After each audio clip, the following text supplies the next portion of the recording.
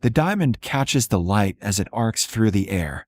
3 carats, flawless, worth more than I'll earn in 5 years. My son's laugh rings out across the marble courtyard as the ring disappears into the fountain with a soft splash. Time stops. Vivienne's scream shatters the silence. Your brat threw my ring. My engagement ring.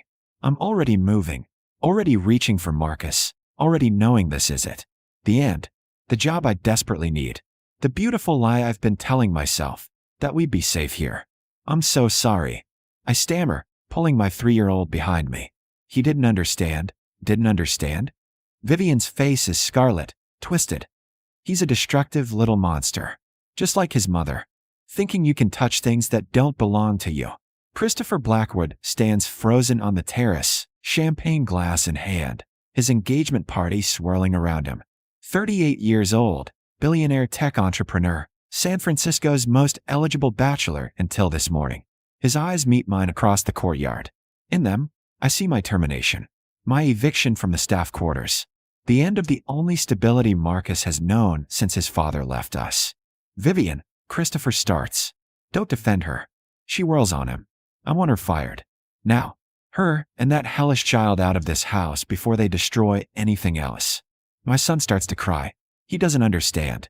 He's 3. He saw something shiny, heard his mother saying earlier that we needed to wish for help, and thought throwing something precious in the water would make wishes come true. He thought he was helping. Christopher walks down the terrace steps. Slowly, deliberately. Every guest at his engagement party watches. He stops at the fountain's edge, looks down into the clear water where his fiancée's ring rests on marble tile, a rolled piece of paper visible inside the band. There's something in the ring, he says quietly. 4 months earlier, the Blackwood estate rises above San Francisco Bay like a glass cathedral. 12,000 square feet of architectural perfection, walls that dissolve into views, a home that appears in magazines with captions like, "Where innovation lies." I stand at the service entrance with Marcus on my hip, my interview clothes pressed sharp, my references impeccable, my heart hammering against my ribs. I need this job. After David left, after I discovered the gambling debts, the lies, the way he drained our savings and disappeared, I need this job the way drowning people need air. The estate manager, Mr. Tennyson, reviews my application with careful precision. Live-in position. Private quarters. Your son would be on the property. He's very quiet. I lie. Marcus is 3. He's never quiet. Mr. Blackwood values discretion. Privacy. Order. Mr. Tennyson looks at Marcus, who's currently trying to eat his own shoelace. Children can be chaotic.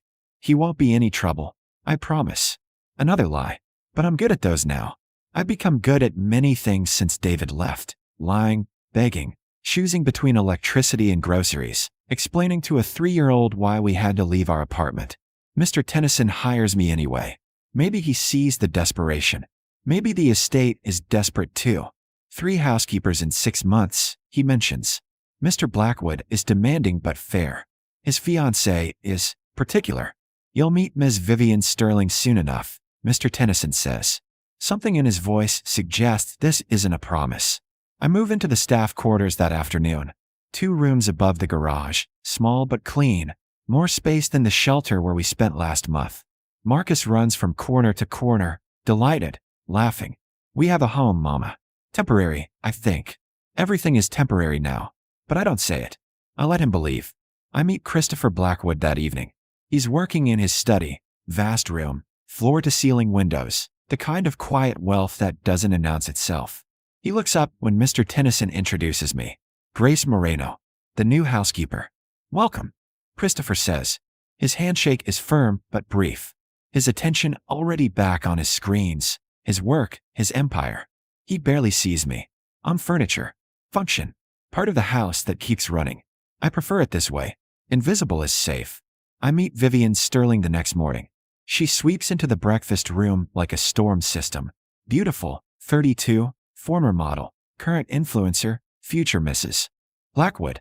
Her engagement ring catches light and throws it around the room like a weapon. You're the new help. Not a question. An observation. I have very specific standards. I assume Tennyson explained. Yes, ma'am. Don't call me ma'am. It makes me feel old. She examines me like I'm a piece of furniture being considered for purchase. You have a child? A son. 3 years old. He stays in the staff quarters. He won't. I don't care where he stays as long as I never see him. Vivienne's smile is sharp. Christopher and I don't want children. We certainly don't want other people's children underfoot. Marcus chooses that moment to appear in the doorway, dragging his stuffed elephant, rubbing sleep from his eyes. Mama. Vivienne's face transforms. Disgust mixed with fury mixed with something darker. Is that it? I'm sorry, he must have. Get it out of here. Now. I scoop Marcus up, retreat to our quarters, hold him while he asks why the pretty lady was mean. I have no good answers. I never have good answers anymore. That night, I hear them arguing. Vivienne's voice carries through expensive walls. I don't want that woman's child on the property. It's inappropriate. It's beneath us. Christopher's response is quieter, but firm. Grace's employment contract includes housing for her and her dependent. I'm not going back on that. You're too soft. I'm fair. There's a difference. I lie awake, listening, knowing that fairness only extends so far. Knowing that people like Christopher Blackwood don't choose maids over fiancés when push comes to shove. Knowing I need to keep Marcus invisible. Keep him safe. Keep this job until I can find something else, save enough, build something stable. I've been holding my breath for months now. I can hold it a little longer. The weeks fold into routine. I clean. I maintain. I exist in the margins of Christopher Blackwood's life, while he builds empires and Vivienne plans the wedding of the century. Marcus adapts. Children always adapt. He plays quietly in our quarters. He waves at the gardeners. He's learned that some rooms are off limits, some people are dangerous, some things are too beautiful to touch. He's 3 years old and already learning how to be invisible. It breaks my heart. But I notice things. It's what invisible people do. We see what the visible ones miss. I notice that Christopher works 18-hour days. That he sleeps in his study more than his bedroom. That he takes calls at midnight and answers emails at dawn. I notice that Vivienne is never alone with him. She arrives for breakfast with her assistant. She plans the wedding with event coordinators. She poses for engagement photos with a photographer giving directions. I notice that they don't touch unless cameras are present. I notice the wedding binder on the breakfast table, monogrammed leather, gold edges, Vivienne's handwriting in neat columns. Venue, confirmed. Catering, deposited. Flowers, selected. Press coverage, arranged. I notice there's no section labeled marriage. Only wedding. None of this is my business. I'm the maid. I clean what they dirty and stay silent about what I see. But I notice. 3 months into my employment, Vivienne fires me for the first time. Marcus accidentally knocks over her coffee while playing too close to the breakfast room. Brown liquid spreads across Italian tile. No damage, nothing broken, easily cleaned. That's it. Vivienne slams her phone down. I've had enough. Your child is a menace. Pack your things. Mr. Tennyson appears. Miss Sterling, only Mr. Blackwood has authority to terminate household staff. Then get Christopher down here. Christopher descends from his study, tie loosened, exhausted. He looks at the spilled coffee, at Marcus hiding behind my legs, at Vivienne's theatrical fury. It's coffee, he says quietly. It's the principle. That child has no business. Grace, please clean this up. Christopher looks at me directly for the first time in weeks. Vivienne, we discussed this. Grace is an excellent employee. Her son is a toddler. Toddlers spill things. You're choosing the help over me? I'm choosing reason over dramatics. He returns to his study. Vivienne's eyes promise retribution. But I keep my job. For now, I start teaching Marcus about wishes that night. About throwing pennies in fountains. About how people make wishes on coins, not on valuable things. Why, he asks. Because some things are too important to risk, I tell him. He doesn't understand. How could he? He's 3. The engagement party arrives like a storm I've been watching build on the horizon. 200 guests. Caterers commandeering my kitchen. Vivienne in a gown that costs more than a car, her ring flashing, her smile bright and empty. Christopher in a tuxedo, shaking hands, accepting congratulations for a marriage that feels like a merger. I'm working the party, refreshing drinks, clearing plates, staying invisible while wealthy people celebrate wealth. Marcus is supposed to be in our quarters with the teenage daughter of the head gardener watching him. But she's 17 and gets distracted by her phone. And Marcus is 3 and curious and slips away. He finds me in the courtyard, tugs my uniform. Mama, I made a wish. My blood goes cold. What kind of wish, baby? A wish for help. Like he said, I threw something shiny in the water so we can stay here forever. I follow his pointing finger. The fountain. Vivienne's ring. Oh God. Vivienne sees at the same moment I do. Her scream could shatter crystal. And now we're here. Christopher staring into the fountain. Vivienne demanding our immediate removal. 200 guests watching the maid's child destroy the fairy tale.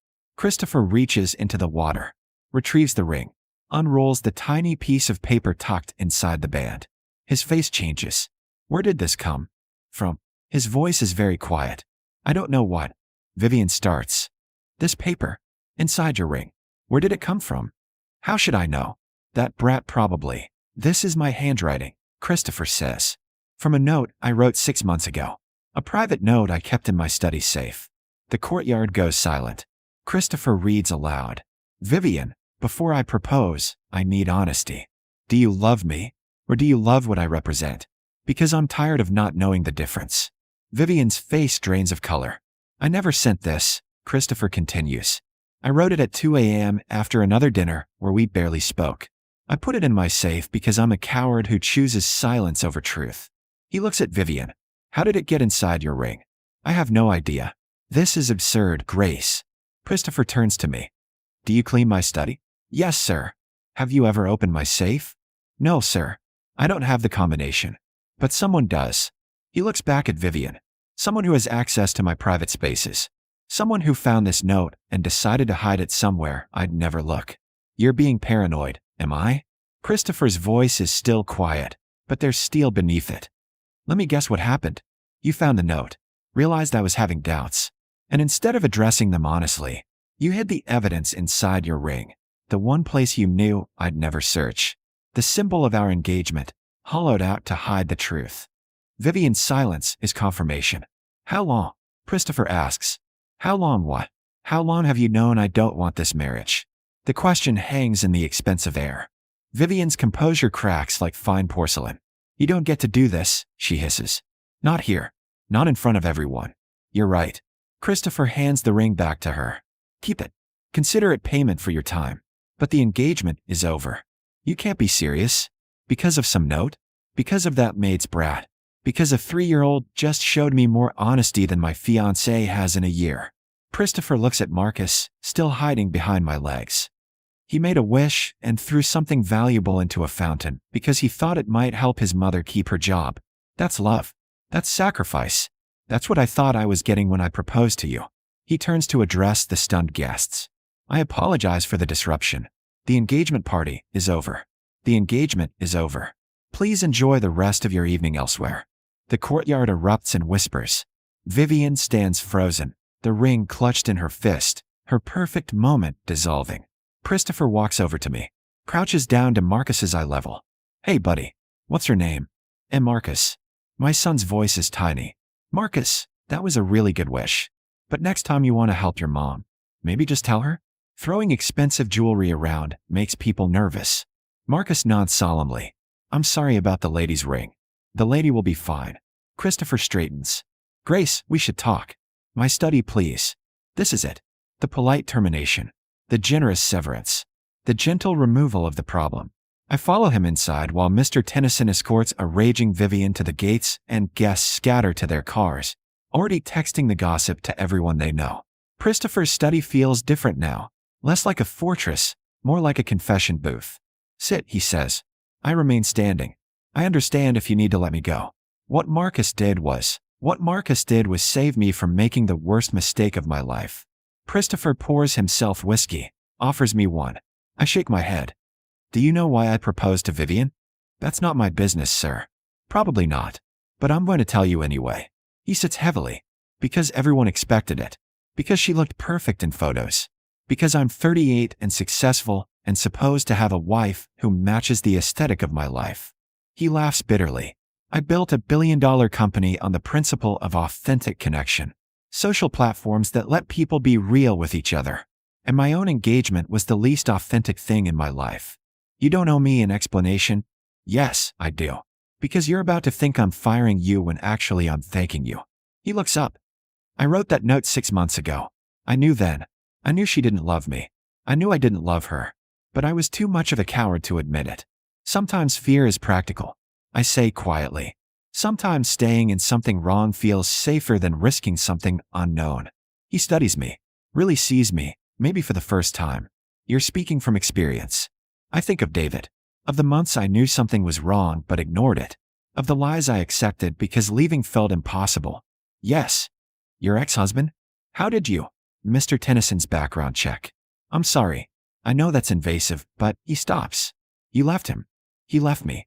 With debts and a toddler and no good options. The words come easier than I expect. I stayed too long because I was afraid. And then I didn't get a choice. But now you're here. Working. Rebuilding. Trying to. Christopher nods slowly. Brace, I'm not firing you. I'm promoting you. I need a house manager. Someone who actually sees things. Someone who tells the truth even when it's uncomfortable. Someone who raises a son brave enough to make wishes on expensive jewelry. I stare at him. You want to promote me because my kid threw your fiancée's ring into a fountain? I want to promote you because in 4 months, you've run this house better than anyone in 3 years. Because you notice things, coffee stains, scheduling, conflicts, when the flowers need water. Because you're honest. He pauses. Also yes, because your kid inadvertently exposed a relationship built on lies. That helped. I don't have experience managing. You have exactly the experience I need. Someone who understands that real value isn't in appearances. Someone who knows the difference between a house and a home. He meets my eyes. I'm going to be here more now. Actually living in this place instead of hiding in my study. I need someone who can make it feel less like a museum and more like somewhere a person could breathe. The offer is impossible. Too generous. Too good. Why? I ask. Honestly, because I'm tired of being surrounded by people who tell me what I want to hear. You're the only person in this house who doesn't need anything from me except fair payment for honest work. That's rare. That's valuable. I think of Marcus. Of the stability this could mean. Of the chance to stop holding my breath. Okay, I say. Okay. I'll take the position. But I have conditions. Christopher almost smiles. Of course you do. Marcus gets to be visible. Not underfoot, but not hidden. He's part of my life, and I won't make him invisible anymore. Agreed. What else? If you ever get engaged again, I get to meet her first. And if I notice things, you listen. Now he does smile. Deal. Though I think I'm done with engagements for a while. We shake on it. My hand in his. The maid and the billionaire. The woman who cleans and the man who builds empires. Equal, for this moment. 6 months later, the house feels different. Christopher actually lives here now, has breakfast in the kitchen, works from the garden sometimes, takes calls while walking the grounds. He's home most evenings. He's learning what home means. Marcus has the run of the safe spaces, the courtyard, the garden, the library.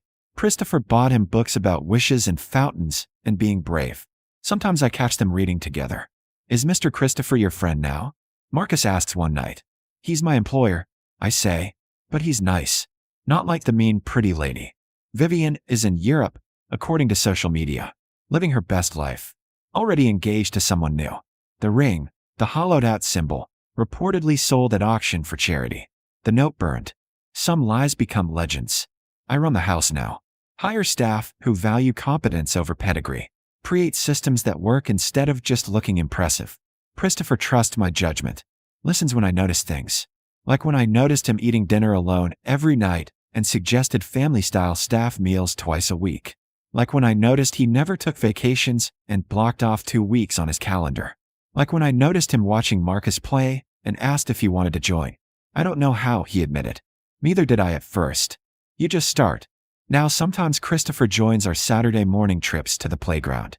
Pushes Marcus on swings. Gets ice cream. Acts like a person instead of a brand. People photograph him. Speculate. Wonder if the maid and her son are something more. We're not. Not like that. But we're something. We're people learning to be honest. To notice things.